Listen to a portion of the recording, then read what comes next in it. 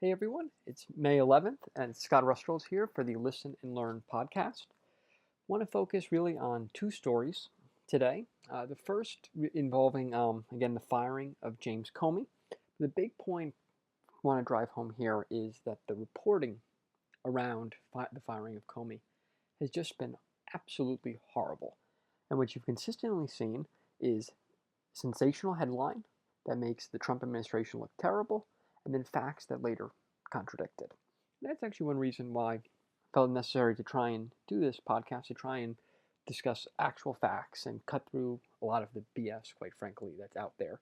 And that's what I want to do tonight. So first, there are really two big headlines that were dominating the news yesterday and this morning that have been completely contradicted.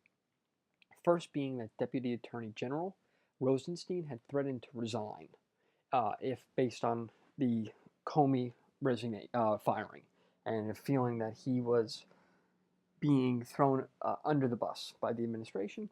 And he today said completely untrue. Several sources at the DOJ have said that's completely untrue. Now, is it possible that Rosenstein is lying? Yes, it's possible, but this is a man who just was approved a couple weeks ago, 94-6. The 27-year career veteran of the DOJ has no incentive to lie.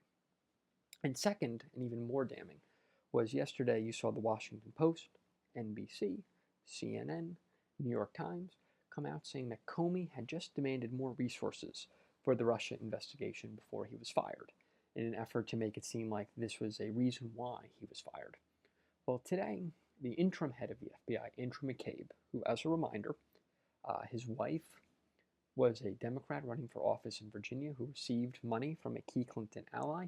In fact, he's even being looked into because he oversaw the Clinton investigation for having a conflict towards Hillary Clinton. So in no way is this a Trump ally. Well, he was on Congress today speaking under oath. And what did he say? He said that no request was made for more money that he was aware of, that no request would have ever been made within the executive branch, that they don't make specific requests for resources for specific investigations. Rather, the only thing that Comey would ever do is say the FBI would want a bigger budget, which is what every department head is always saying, and that the Russia probe is adequately resourced and does not need any additional resources. So here, this major headline was being splattered everywhere and implying a malevolent motivation for firing Comey. It's completely discredited by an impartial individual speaking under oath at the threat of perjury.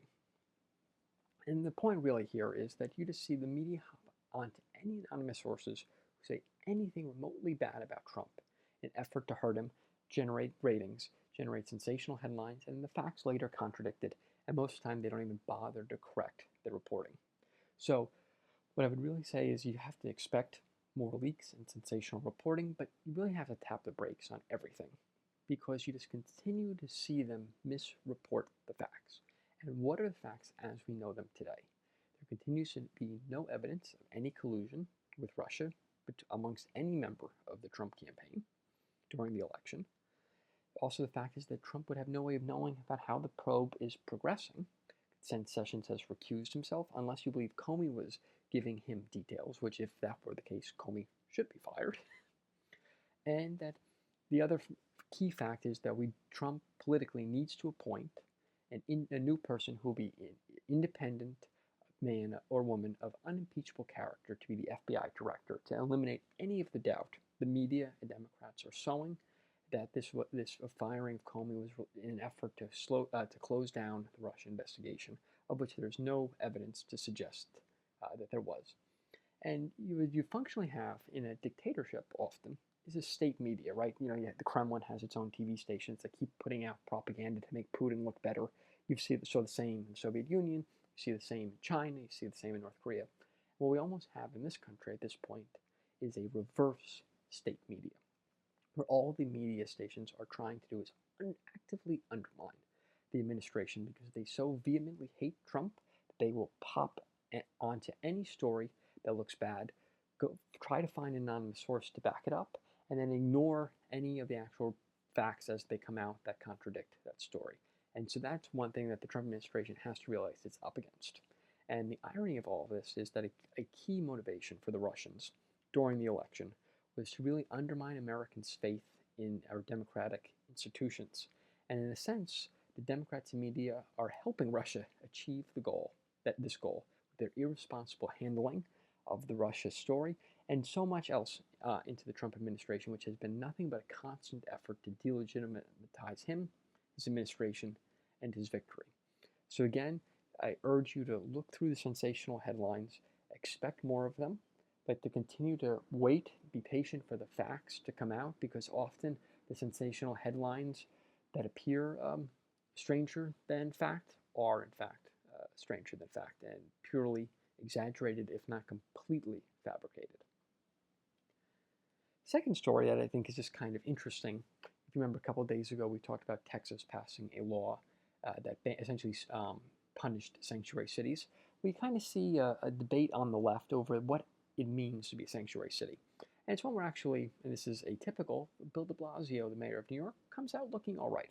So in his budget, he's proposing $16 million to help immigrants get public defenders when they face deportation hearings. This was from $6 million last year, so a pretty significant increase. And I think reasonable people on both sides of the immigration debate can have differing views on whether or not there should be any state support, financial support for those here illegally who might be facing deportation. But what he is doing is saying that if you've been convicted of 170 different serious felonies, like burglary, rape, arson, or murder, you will not have access to a taxpayer-funded public defender.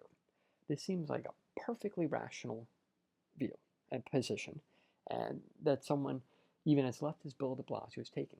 Well, he is now facing backlash from some on the left who are protesting that all of these illegal immigrants, even those who have been convicted of murder, not just charged, convicted of murder, should also be getting a taxpayer-funded defense attorney in a federal deportation case.